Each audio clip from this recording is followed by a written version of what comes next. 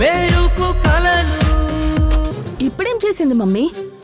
ఏం చేసిందంటే ఆ విమలమ్మతో కలిసి గుడికి వెళ్ళింది.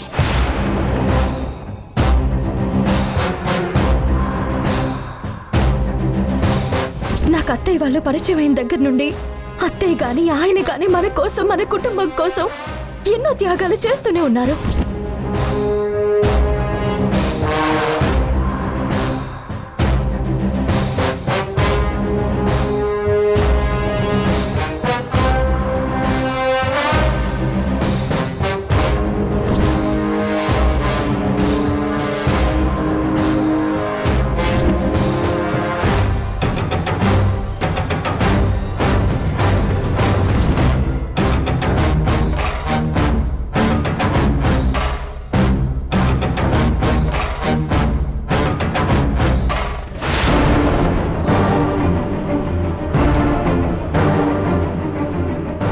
అమ్మా అమ్మా అని పిలుస్తూ నా మీద గౌరవం నటిస్తూ నన్ను ఏమార్చింది అంటే నేనిప్పటికీ నమ్మలేకపోతున్నాను. మామ్, నేను నీకు చెప్తూనే ఉన్నాను ఇది నిన్ను మోసం చేస్తుంది అని, కానీ నువ్వే నన్ను నమ్మలేదు.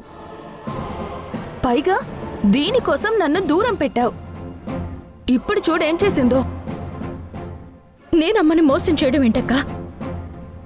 అమ్మని నేనెందుకు మోసం చేస్తాను? అమ్మంటే నాకెంత ఇష్టమో నీకు తెలీదా? ఇప్పటికైనా నీ నాటకాలు ఆపితే అందరికీ మంచిది.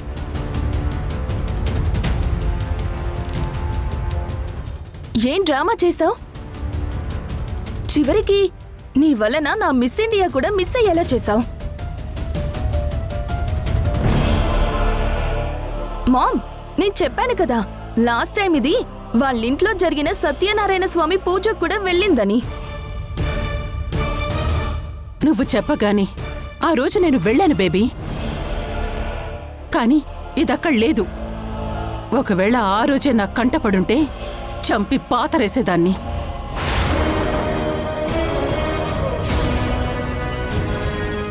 ఇప్పటికైనా ఆ పని చెయ్యమ్మా. నువ్వు నన్ను ఇలా మాటలతో హింసిస్తూ దూరం పెట్టడం కన్నా నాకు చావే ఆనందాన్ని ఇస్తుంది. నేను తప్పు చేయలేదమ్మా. సాటి మనిషికి సాయం చేశాను, అది కూడా నా కోసం, ప్రాణాలు పోగొట్టుకోవడానికి సిద్ధపడ్డ వ్యక్తి కోసం, అంతే. ఇందులో మిమ్మల్ని మోసం చేయాలని కానీ నా స్వార్థం కానీ ఏం లేదు. దయచేసి అర్థం చేసుకోండి. ఏంటి నిన్న అర్థం చేసుకునేది? నువ్వెన్ని అబద్ధాలు చెప్పినా, మమ్మల్ని ఎంత మోసం చేయాలని చూసినా నేను చూస్తూ ఊరుకుంటూ నువ్వు చెప్పిందల్లా వింటామనుకుంటున్నావా? మామ్, మనం ఇలాగే ఇంకాసేపు ఇక్కడే ఉంటే దీన్ని మాయమాటలు చెప్పి మళ్ళీ మనల్ని మోసం చేయాలని చూస్తుంది. పదమా, ఇప్పుడు లోపలికి వెళ్దాం. రేపు మా ఇంటికి వెళ్ళిపోదాం. అమ్మ, మీ ఇంటికి రావడం ఏంటక్క? మామ్ మా ఇంటికి రాక ఇంకెక్కడికి వెళ్తుంది? నీ మోసాలు భరిస్తూ ఇక్కడే ఉండమంటావా ఏంటి? అయినా మామ్ ఎక్కడుండాలో మామ్కి తెలుసు. అర్థమైంది కదా మామ్ ఎవరెలాంటి వాళ్ళు అని.